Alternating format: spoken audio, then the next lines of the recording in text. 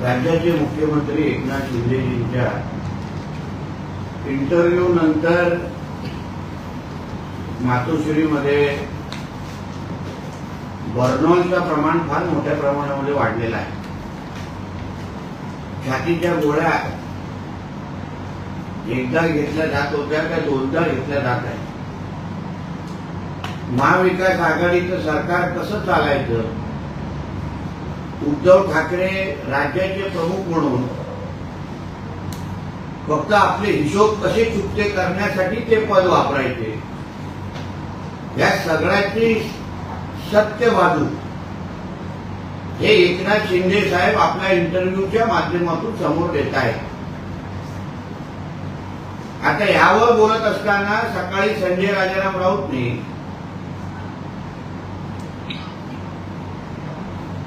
मुख्यमंत्रीचा निर्णय हा सरकारचा निर्णय असतो,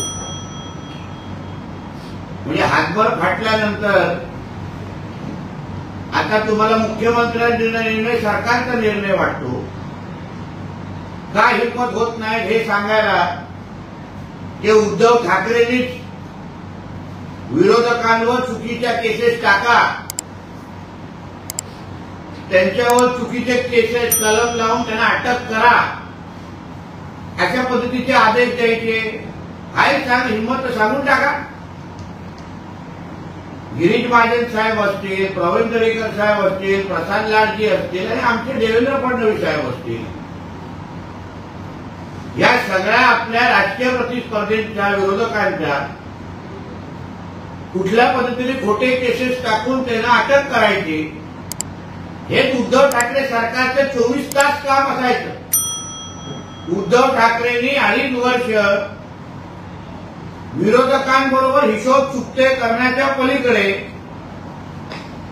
त्याच्या मुलांनी बॉलिवूडमध्ये पार्ट्या करण्याच्या पलीकडे आणि वैभव चेंबर्समध्ये भ्रष्टाचार करण्याच्या पलीकडे, बैठका पैसे कमवण्याच्या बैठका घेण्याच्या पलीकडे काही केलेलं नाही। म्हणे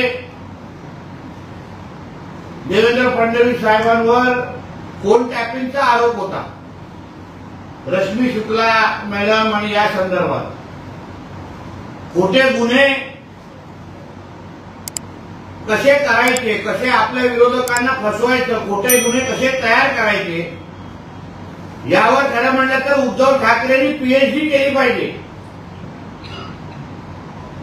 कारण का कुठलीही चूक नसताना, त्या गुन्ह्यामध्ये काही आपलं नाव नसताना मुद्दामून आमच्या फडणवीस साहेबांचं नाव आणायचं आणि मग त्यांच्यावर खोटे गुन्हे करून त्यांना अटक करण्याचा प्रयत्न करायचा। फडणवीस साहेबांना अटक करण्याची हिंमत केलीच असती तर मग उद्धव ठाकरे पण मातोश्रीच्या बाहेर कसे निघाले असते हे आम्ही पाहिलं असतं। आणि मग फोन टॅपिंगच्या बद्दल तुम्ही बोलत असाल तर मग आम्ही पण ऐकलंय की मातोश्रीच्या 3ऱ्या माळ्यावरून रश्मी ठाकरे यांनी 2-3 आयटीची मुलं बसून ठेवलेली मातोश्रीमध्ये, कम्प्युटर हॅकिंगवाले, आणि असंख्य विरोधकांचे फोन हॅक हे रश्मी ठाकरेंच्या आदेशावरून व्हायचे असं आम्ही ऐकलेलं। म्हणून उगाच आमच्या फडणवीस साहेबांवर आणि अन्य नेत्यांवर खडी फोडण्यापेक्षा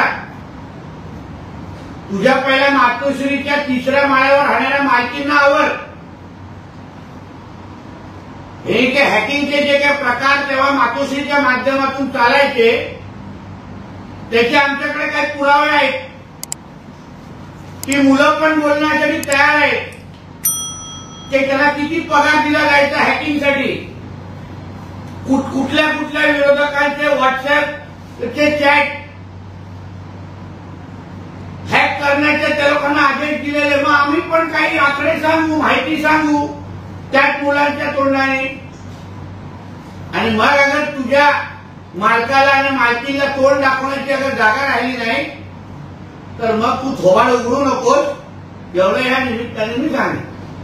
बोला.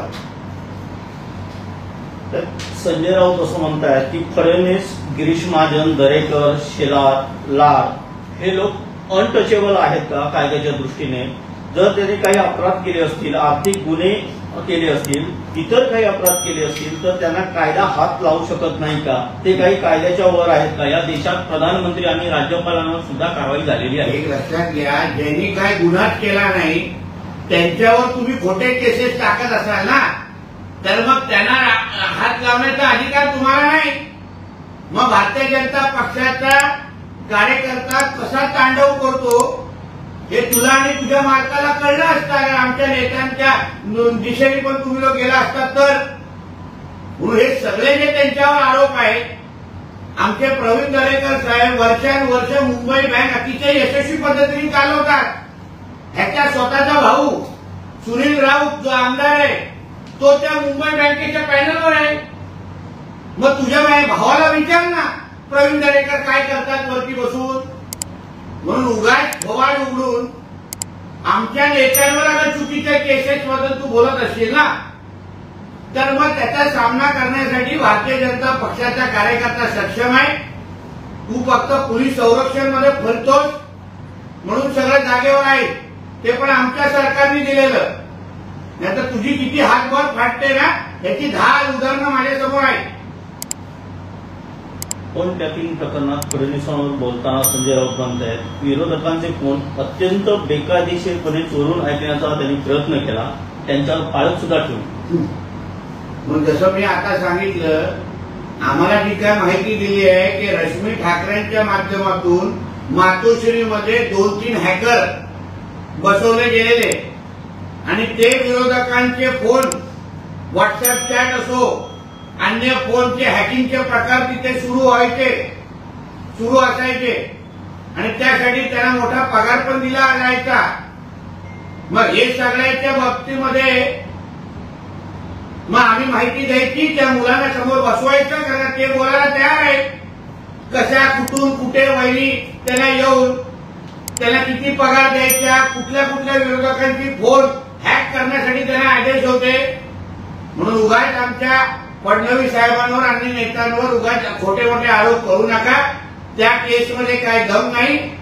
रश्मी शुक्ला मॅडम आज एका जबाबदार पदावर आहे, म्हणून तुझ्यासारख्या 3पाट व्यक्तीला माणसाकडून काही वक्तव्य केलं तर त्याला कोणी किंमत देत नाही. हे डरपोक लोक आहेत, स्वतःची अटक टाळण्यासाठी त्यांनी पक्ष फोडले असंही संजय राऊत म्हणतात. डरपोक कोण आहे हे तू तुझ्या मातोश्रीच्या 3ऱ्या माळ्यावर जाऊन बघ. स्वतःच्या मेवण्याला वाचवण्यासाठी श्रीधर पाटणकर ह्याला भ्रष्टाचाराचा आरोप ह्याच्यावर आहे, तो कधीही अटक होऊ शकतो. आणि मग त्याला वाचवण्यासाठी थांबा मी भाजपमध्ये येतो, मी मुख्यमंत्र्यांचा राजीनामा देतो असं कोण सांगायला गेलेला दिल्लीमध्ये? तेव्हा तो तुझा मालक मुख्यमंत्री होता ना, काँग्रेस आणि राष्ट्रवादी तुमच्या बरोबर होती तेव्हा. मग त्या लोकांना फसवून फक्त आपल्या स्वतःच्या मेवण्याला वाचवण्यासाठी कोण लोकांना घालण्यासाठी दिल्लीला गेलेला हे त्याला उत्तर दे. मग डरपोक कोण आहे तुला कळेल. केंद्रात 100% सरकार बदलणार आहे हे मी अत्यंत जबाबदारीने बोलतो असं संजय राऊत म्हणतात. संजय राऊत 100% जेलमध्ये जाणार आहे हे मी फार जबाबदारीने सांगतोय. कारण का ह्याचे 100%ला किती किंमत आहे हे आतापर्यंत हे सरकार आल्यानंतर आम्ही पाहिलंय.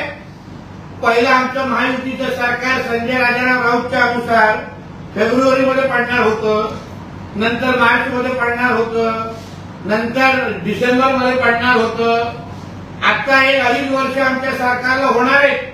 सरकार काय पडलं नाही, म्हणून ह्याच्या 100%ला किती महत्व आहे हे महाराष्ट्राच्या देशाला जनतेला माहिती आहे. पण माझे 100% हा संजय राजाराम राऊत खडी फोडण्यासाठी लवकरच आतोरट जेलमध्ये जाईल हे किती खरं होतं हे येणाऱ्या दिवसामध्ये दिसेल.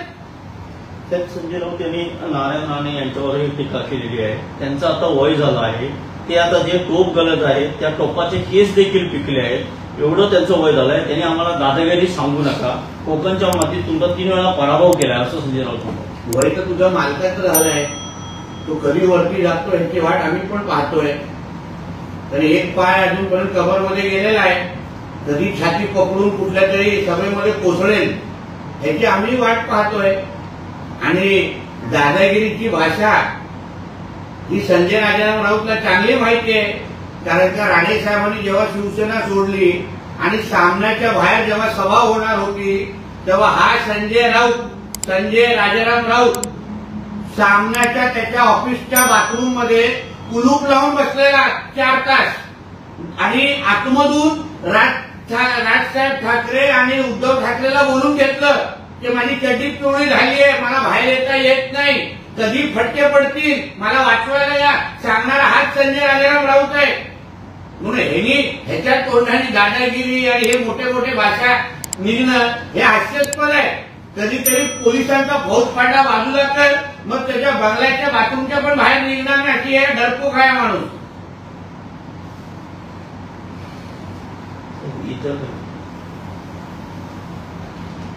अजित पवारांनी संदीपान भुमरेंवर दारूची दुकानं उघडल्याचा आरोप केला होता. त्यावरून चंद्रकांत खैरेंनी भुमरेंवर टीका केली आहे. काय मी तो आरोप ऐकला नाही, त्यावर कसं बोलू.